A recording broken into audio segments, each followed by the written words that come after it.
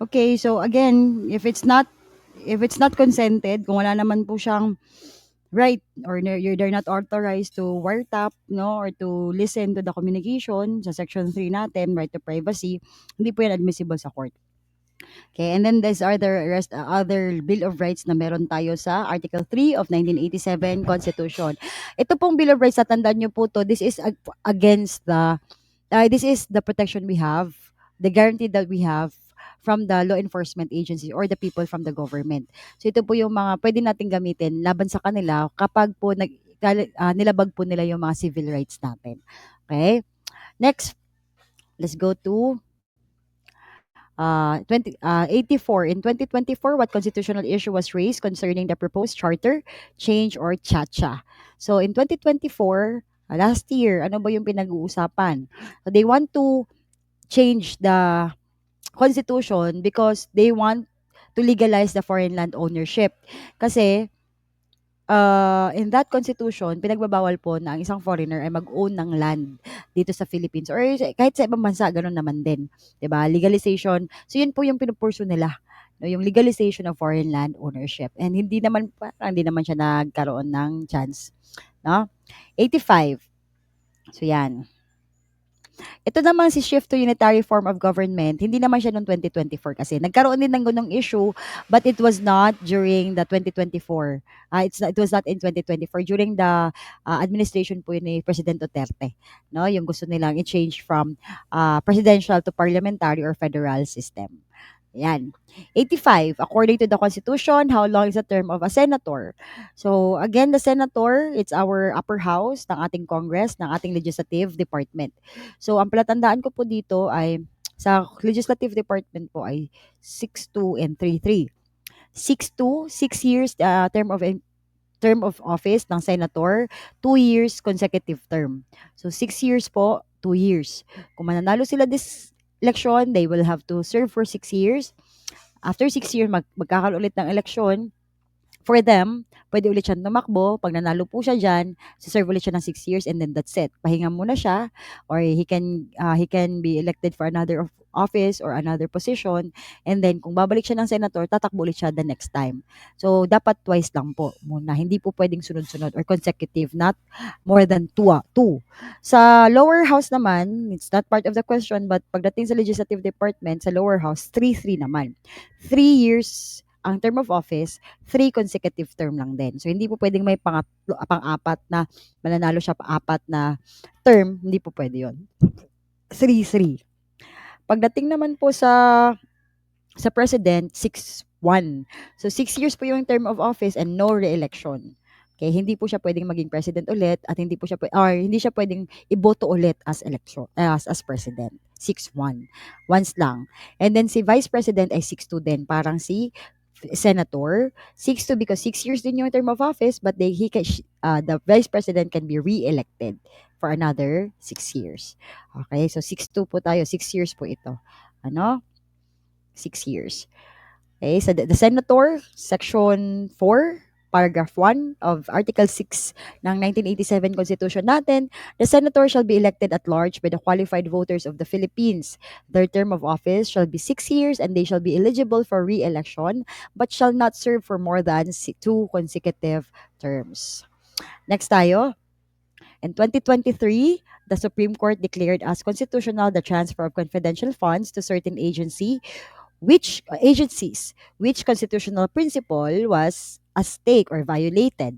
So, that time, no, nagkaroon po ng transfer ng confidential funds, but then taga-executive department po yung nag-transfer.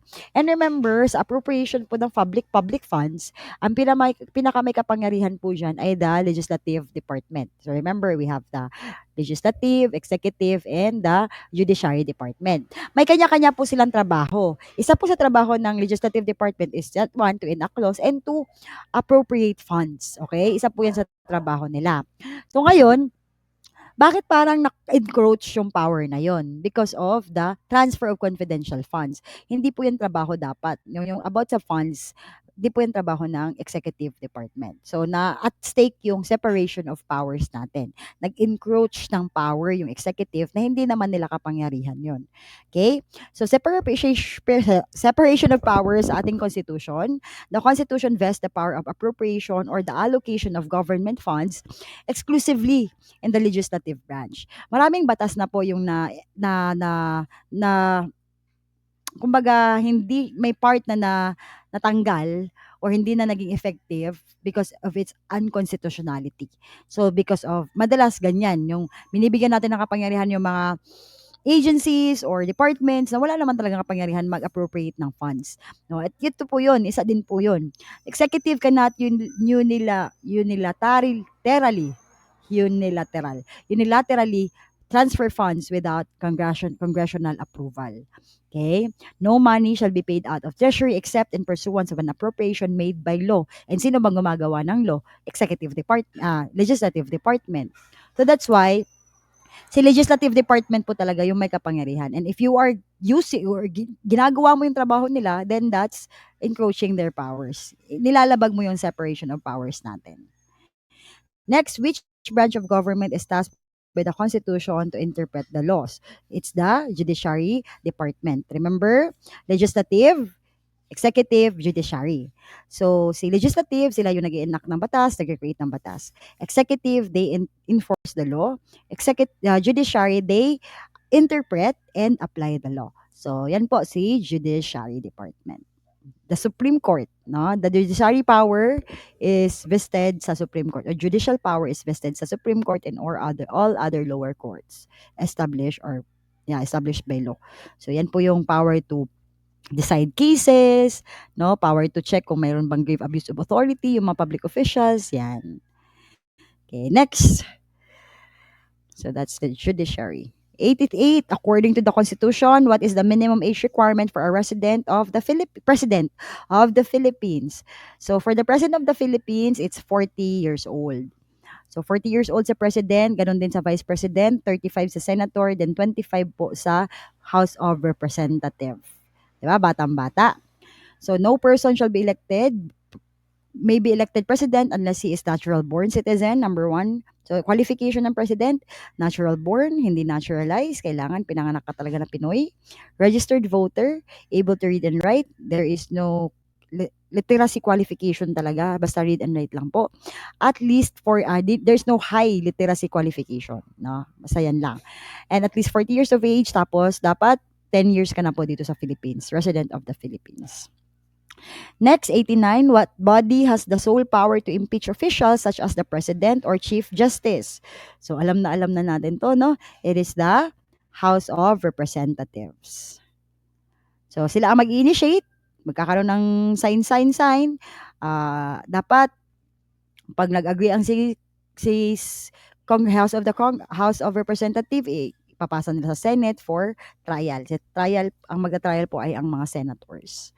Except kung kay President, si President po ay magpe-preside po si Chief Justice ng Supreme Court. Yun lang naman kakaiba kay President. This is House of Representatives. Next, 90, in the light of recent moves to amend the Constitution through People's Initiative, what percentage of the registered voter nationwide must sign the petition? So we have a lot of ways to amend the Constitution. Isa po dyan yung sa Congress, at least 3/4 po ng member of the Congress will agree. Meron din po tayong sa atin, no, yung pwede pong Constitutional Commission like what happened in 1986. At pwede din pong through people, yung mga initiative na sinasabi natin na tayo po magsisimula. Sign nga lang. Magpapapirma tayo ng mga tao, mga voters na umaagree po sila na i-amend yung Constitution. Ngayon, kung ikaw po ay mag-a-amend ng Constitution, so for example lang, no, 20 million yung Pinoy sa Philippines na voters. And then, gusto mong magpa-approve na gusto mong ipa-amend ang Constitution. Papa-amend mo, ganito mga amendments, ipapapirma mo yon na pumapayag sila. Ilang percent dapat sa buong Pilipinas, yung sa 20 million na mag-a-agree. So dito po sa Constitution, pag initiative, 12% po ng mga electorate. So kung 20 million yan, at least 2.4 million dapat mag-agree. Meron akong palatandaan dyan, 12% sa buong Pilipinas, each provinces must have 3% na vote. 12% sa buong Pilipinas, each province or legislative district must have 3%. Doon sa probinsya naman nila, dapat at least 3% po yung bumoto doon na aagi po sila sa petition for the amendment. Okay? So this is 12%. 91, which government body leads the coordination of peace negotiations with armed rebel groups in the Philippines? So this is ito po ang nagpasimula bakit nagkakaroon na ng peace talks. It's the OPARU, Office of the Presidential Advisor on Peace and Reconciliation and Peace, Reconciliation and Unity, or OPARU. So sila po ang nagpasimula niyan. That's why we have now coordination of peace negotiation with armed rebels dito sa Philippines, no? Next, NTF-ELCAC naman tayo. Si NTF-ELCAC naman, so they are the ones na nagtatrabaho po with regards to the insurgency in the Philippines. Okay? And may make sure po nila na yung mga basic needs or services ng government nakakarating po sa mga may armed conflict na areas. Kasi di ba kawawa sila. 92, the Bangsamoro Organic Law was a result of peace talks between the Philippine government and which group? Para saan po yan? It is for the 1, Abu Sayyaf Group, 2, New People's Army, 3, more Islamic Liberation Front, 4, Communist Party of the Philippines, or 5, Philippine Islamic Council. So this one po ay dahil po ang kausap po ng Philippine government dito ay si MILF or Moro Islamic Liberation Front. So sila po yung nakipag-usap. Dati po may ito pong BARM, ARMM po yan dati, no nagkaroon po ng ball na naging BARM na siya. Okay? So yan, sila po ang magkausap niyan. When then they created it, they have the ball na, no, Bangsamoro Organic Law, no, for the peace talks ng BARM at saka ng MILF at saka ng Philippine government. That's the ball or the RA 11054. Okay, next. What is the primary goal of the nation? Oh, nawala na naman. Hindi pala. What is the primary goal of the National Task Force to End Local Communist Armed Conflict or NTF-ELCAC. So like what I've said, it is about the insurgency and also providing or delivering basic services po doon sa mga conflict area na may mga armed conflict. No? So this is number 3, to eliminate insurgency through whole of a nation approach. Sa NTF-ELCAC issued by then yung Executive Order 70 series of 2018 issued by then President Rodrigo Duterte created the NTF-ELCAC or institutionalizing the whole of nation approach in attaining inclusive and sustainable peace, creating a national task force to end local communist armed conflict, and directing the adoption of a national peace framework. So it also provided for the government to prioritize and harmonize the delivery of basic services and social development packages dun sa mga areas na yon. Nahirap talaga mapuntahan, no, mga vulnerable communities and mga para nga maabot naman sila doon, no? And hopefully that will help in the country's peace process. Next, which of the following best reflects the principle of restorative justice? So restorative justice is about ito yung ginagamit na natin sa penology natin ngayon, yung pagpapunish kumbaga ng ating mga offenders na hindi na po dapat isipin na kailangan silang parusahan, mahirapan para magbago or hindi para makabawi, no? Sa atin po ngayon, ang ginagamit po nating principle is principle of restorative justice, which is to reform and rehabilitate the offender and to hopefully maibalik po sila sa mainstream society as law-abiding citizens and productive citizens. Hindi lang para makaganti, hindi lang para mag-suffer sila, no? Dati po ang ginagamit nating principle, retributive justice principle, no, na pag nagkasala, parusahan, saktan, ganun, mag-suffer talaga dapat para maramdaman nila yung sakit na naramdaman ng family or ng victim. But now, hindi na po siya ganun. No, meron siyang mga ito siya, no, rehabilitation and reformation. So that's why makikita nyo ngayon, pag nagkasala ang isang tao, madalas probation, no, parang inaalagaan sila sa loob ng kulungan, which is, siyempre, para sa atin, parang, ba yan, nagkasala na nga, sila pa yung pinaprioritize, no? But that is restorative justice. We're hoping that once na hinayaan po nating ma-rehab sila sa tamang paraan, hindi dahil napipilitan silang magbago dahil sinasaktan sila, but because nalalaman nila kung paano talaga magbago, hopefully paglabas nila hindi na babalik sa dati. Okay? So, tatlo po yung concept, tatlo po yung involved diyan, the offender, the victim, and the community or the society. Na hopefully pag nakalabas na po sila sa society, magiging okay na siya, maging law-abiding citizen na siya, and magiging okay na po sila ni victim and the community. Okay? So, it reflects the principle. Alin dito yung nagre-reflect ng restorative justice principle? Number three, rehabilitating offenders and reconciling them with victims. Okay, so yan talaga ang pinaka-goal, rehabilitation and reformation po talaga. Okay, next. 95, which international document is the foundation of universal human rights and also recognized in the Philippine Constitution? Geneva Convention, International Covenant on Civil and Political Rights, United Nations Charter, UDHR or Universal Declaration of Human Rights, or ASEAN Declaration of Justice. So, pag international document about human rights, ayan na rin yung sagot. Universal Human Rights. It's the Universal Declaration of Human Rights or the UDHR. Sa UDHR, lahat ng about sa human rights nandyan po yan, no? Pati characteristic ng human rights, yung mga inherent, ganun, mga inalienable, mga interdependent, nandun po yan lahat, no? And then si UDHR, since it talks about everything about human rights, meron siyang anak, si ICCPR, si International Covenant on Civil and Political Rights, which is it's specifically for civil and political rights lang. Si Geneva Convention naman is a treaty, no, regarding sa mga people at war or during war. And then, okay na yan. Wala na yan. Next. So adopted by the United Nations General Assembly on December 10, 1948, it is considered as the foundational international document affirming the universality of human rights. In the Philippines, it is explicitly recognized in the 1987 Constitution, Article 2, Section 2. The Philippines adopts the generally accepted principles of international law as part of the law of the land and adheres to the policy of peace, equality, justice, freedom, cooperation, and amity with all nations. So we are actually, na-accept po natin to si UDHR. And among others, marami pa tayong tinatanggap na mga declarations, no? Mga treaties na tanggap sa halos buong mundo, tinatanggap na lang natin. Kasi nga, ano sila, generally accepted principles. 96, the right to self-determination, often cited in indigenous and moral rights, refers to blank. 1, right to own guns for self-defense. 2, right to overthrow the government. 3, right to leave the country anytime. 4, right to deny taxes imposed by law. Or 5, right to a people to freely determine their political status and pursue development.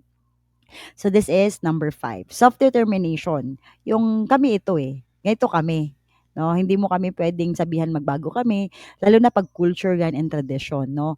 Kung Pinoy ka ba, no? Or anong klaseng kung native ka, no? Ano ba yung pagkatao mo? Self-determination yan, lalo na sa indigenous people. 'Di ba? Hindi mo sila kailangan baguhin na, yung mga damit nila nakabahag. 'Di ba sa Baguio may nakabahag lang diyan. So may self-determination kasi sila. So they can freely determine their political status and to pursue development. Self-determination. Okay? 97. Which law institutionalizes the recognition and protection of indigenous people's rights in the Philippines? So very basic kasi nandun na rin yung sagot. It's RA 8371, Indigenous People's Rights or the IPRA law. No, yung tungkol sa pagmamana po nila ng mga lupain dahil matagal naman po na sila doon, mga domains po ng mga indigenous people, no, ayan. So diyan din po sinusuportahan din po sila diyan.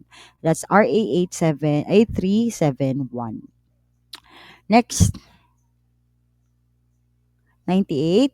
Which of the following is a non-violent method of conflict resolution? Conflict resolution, ibig sabihin, halimbawa, may gera, may away, no? Paano natin sila sinusolve?